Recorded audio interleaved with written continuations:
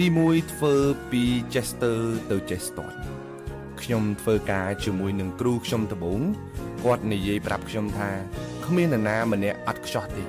បើយើងគិតថាធ្វើអ្វីទៅបានផលហើយល្អប្រសើរសម្រាប់ជីវិតរបស់យើង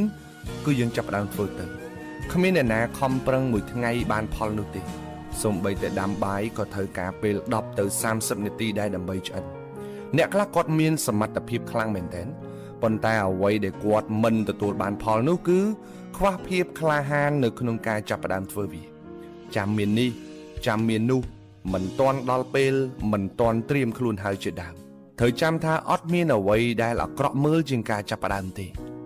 គ្មានអ្វីលំបាកជាងការចាប់ផ្ដើមទេហើយក៏គ្មានអ្វីដែលអស្ចារ្យជាងការចាប់ផ្ដើមដែរកុំចាំចេះស្ទាត់ចាំចាប់ផ្ដើមរៀនធ្វើតិចតិច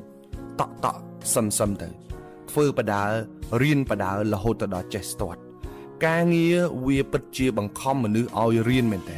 ប៉ុន្តែបើយើងមិនចាប់ផ្ដើមយើងនឹងរស់នៅដោយគ្មានសម្ពាធទេ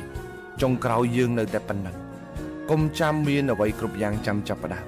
អ្នកត្រូវតែចាប់ផ្ដើមដើម្បីមានអ្វីគ្រប់យ៉ាងនៅក្នុងជីវិតរបស់យើងទី2ចាប់ផ្ដើមទៅ